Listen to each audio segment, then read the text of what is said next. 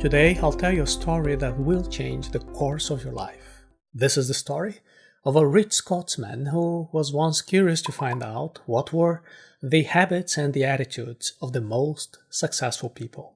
I'm talking about Andrew Carnegie, the steel mogul who made fame and fortune in the United States at the beginning of the last century. When he had all this success that he could have, he decided to hire a researcher to study all the richest and most powerful people in the world, and the idea was to research what all these people had in common. This research lasted almost 20 years. At that time, a young man called Napoleon Hill surveyed 6,000 people who succeeded in all different types of fields. He even interviewed several of them, including names like Thomas Edison, Graham Bell, Henry Ford, John Rockefeller, and Theodore Roosevelt. And after being presented to Andrew Carnegie, the research result was turned into a book. And this book is called The Law of Success. This book explains in detail the 16 habits that all highly successful people follow. So in today's Arata Academy summary, you will find out what these 16 laws of success are. And that is why, from today, your life will take a new direction. When you follow these lessons, you'll be walking the proven path of success of all the people who have been studied in producing this work. And lesson number 1 is the mastermind. What is the first point in common among all extremely successful people? They understand the importance of associating with others who have similar thoughts, similar goals. You see, we all like to hear stories of those super entrepreneurs, icons that display the success of the whole company just in one individual. For example, Steve Jobs and Apple. But the truth is that no great venture can be successful just with one person. Alone, none of them would have achieved any type of success. When two or more minds unite with the same way of thinking and common goals, the whole is greater than the sum of the parts. And this whole is called the mastermind, a union that results from the mental chemistry between all the various brains that are associated around the same enterprise. And the truth is that when we are alone, we have several fears that keep us from moving forward, right? When we are together with other like-minded people, when we share common goals, these fears seem less powerful, less threatening. The mastermind is essential to overcoming the 6 most dangerous enemies for those who are seeking personal and professional success. And these are the fear of poverty, the fear of death, fear of illness, the fear of losing love from someone, the fear of old age, and the fear of criticism. To implement this first lesson in your life, you should look for people who have similar thinking, similar goals. Search for courses and communities and chambers of commerce and associations and any other space that you can meet people with whom you can associate. When you meet these people, then you can apply the second lesson, having a definite primary purpose. That's lesson number 2, a definite chief aim. The second commonality among successful people is that they have a definite main goal. You need to have a clear mission to accomplish. The definite goal is your purpose that drives you to act with focus, with consistency. And this definite main purpose brings motivation and clarity. A lot of people say that they want to succeed, but when we ask these people what it actually means to succeed, very few can explain. People cannot say exactly what goal needs to be met in order for them to be considered or consider themselves as successful people. They know they don't want to go to a certain direction, they don't want to stay where they are, but they don't have a plan with a clear objective or where they really want to go, what exactly it is that they want to change. The main objective should be set with great care. Once chosen, it should be written and placed where you can see it at least once a day. It helps you to take on this purpose as a motto, as a project. You'll be like a mantra that will dominate your activities. The mantra is important because otherwise you are at risk of forgetting this important goal as you are engulfed by so many other things that you have to be doing in your life. Do you understand the importance of the life plan?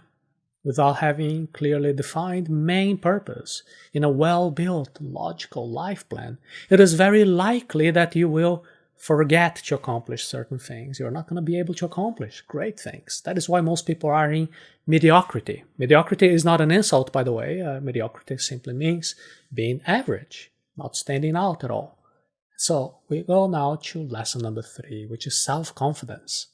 Successful people seem to have great confidence that they will make the best decisions. They truly believe that they will be able to meet their goals. They act as if they already know that everything they do will work out in the end. And this is a common behavioral trait in successful people.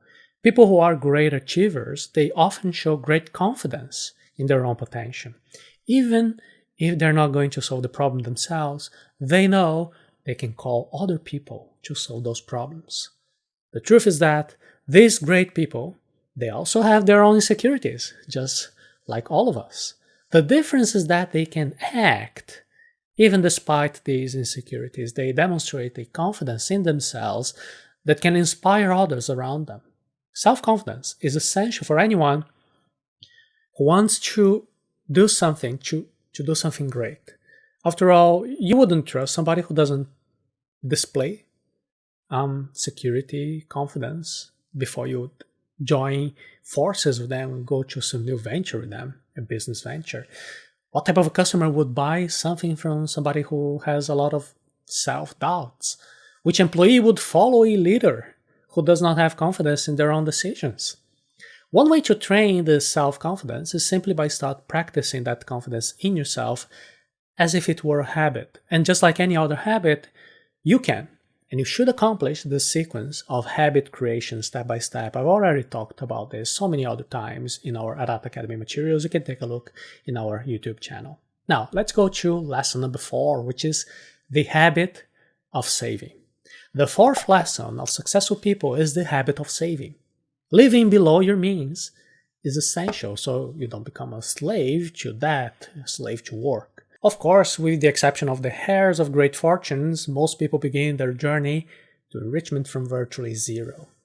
In the beginning, almost everybody has to work to pay their bills, even if they're having to do some type of a work that is not really inside of their chief aim, of their true purpose. The point is that you have to build the habit of saving, that the habit of living below your means, your financial means, to start accumulating financial wealth.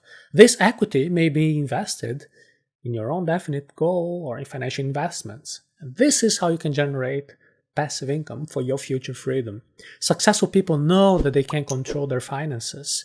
And with this control, they can always have more money available to invest in their ventures, in new opportunities. Even if these initiatives fail, the financial reserve will be sufficient for them to continue to ensure quality of life. Let's now go to lesson number 5, initiative and leadership. You should develop leader traits, not follower traits. Successful people take the initiative to take control of their own lives, to undertake and bring other associates along the way they go together.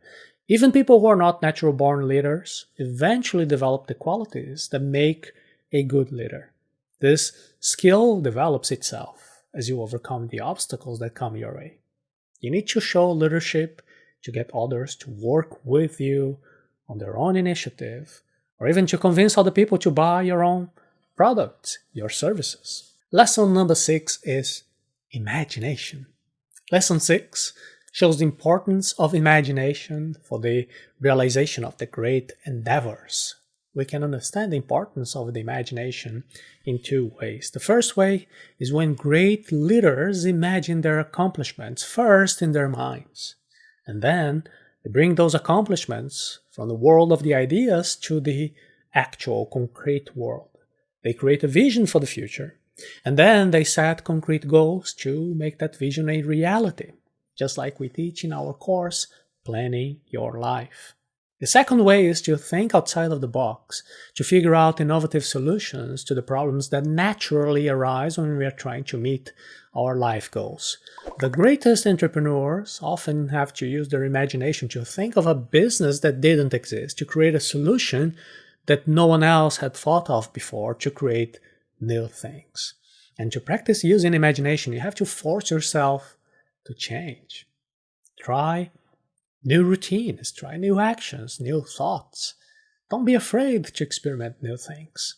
Lesson number 7, enthusiasm. Here we come to a very important point. A lot of people seem to have a desire to change their lives, but they just don't get started. It is as if the fuel is missing to carry out the necessary actions to fulfill the desired objectives. And this fuel that drives people forward to great discoveries, great endeavors, is enthusiasm. The world's greatest achievers are passionate about their definite core goals. They move on even when all conditions are adverse. We can accomplish almost any goal more easily when we have engagement and when we have enthusiasm. Living with passion for your goals is one of the most intense and pleasurable challenges that you can set to yourself. Lesson number 8, self-control.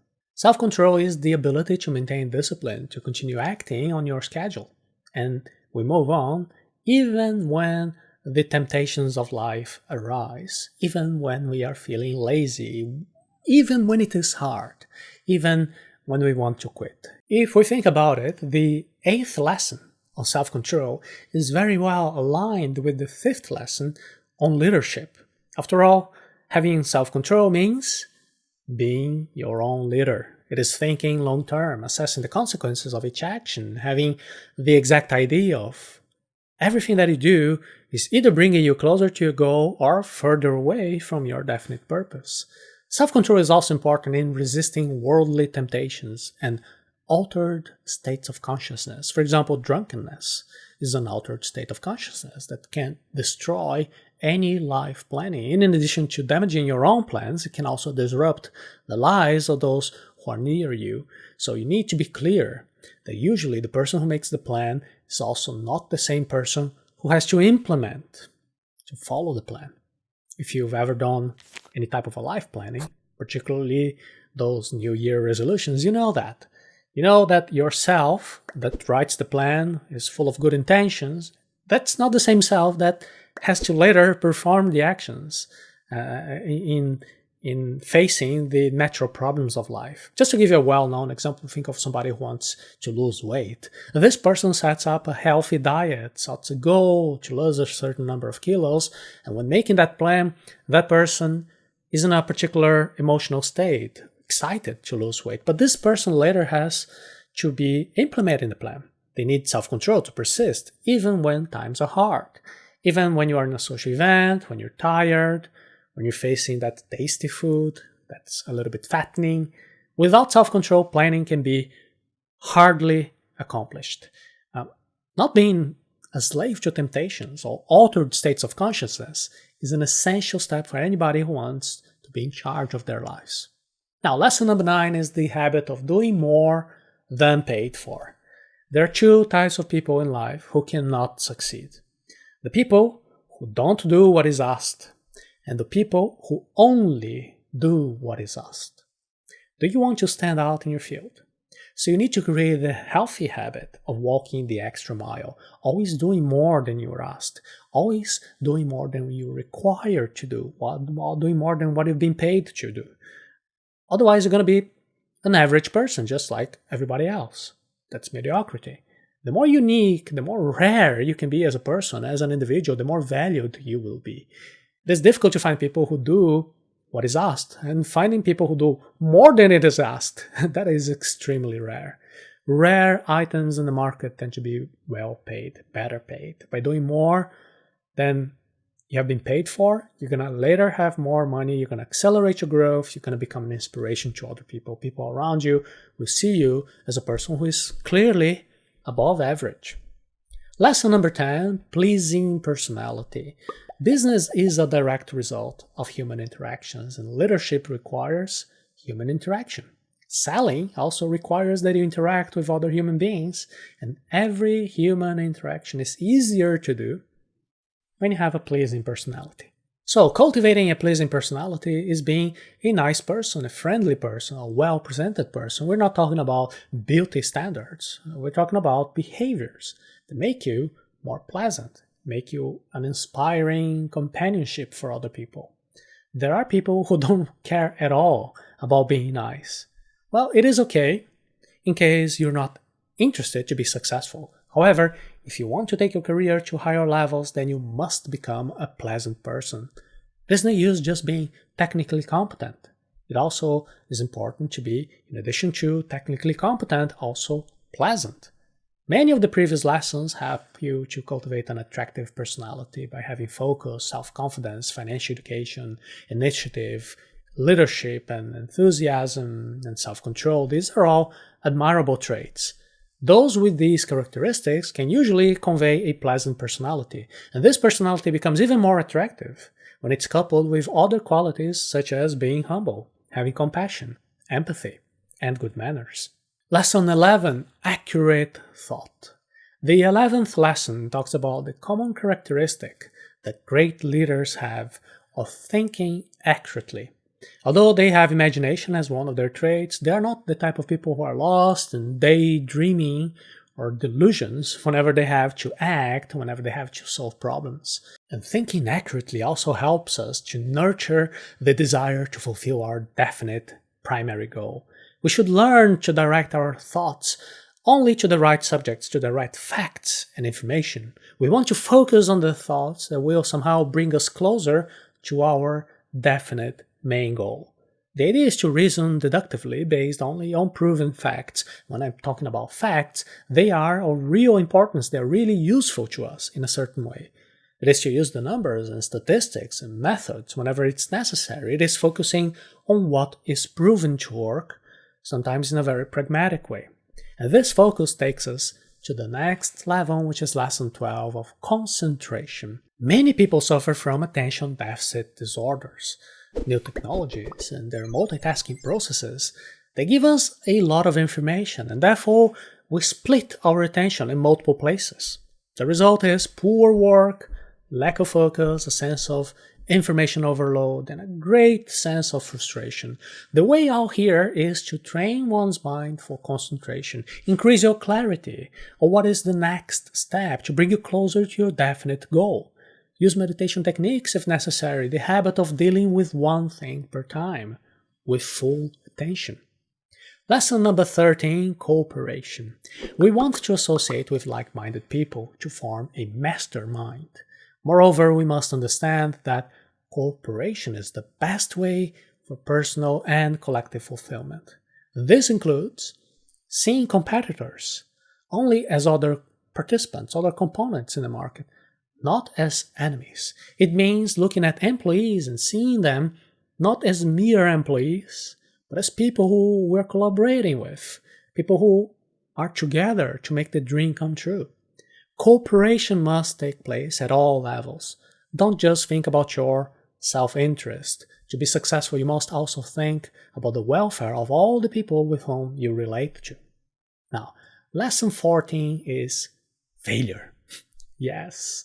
How can failure be one of the laws of success, you might ask? Well, it's pretty simple.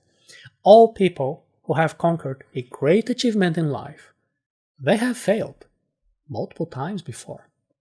Each failure is a valuable lesson to identify what does not work in practice. So, failure must also be seen as a great ally. Every time you fail, you find a way to not accomplish your goal, and then you keep doing new approaches until you find the right path.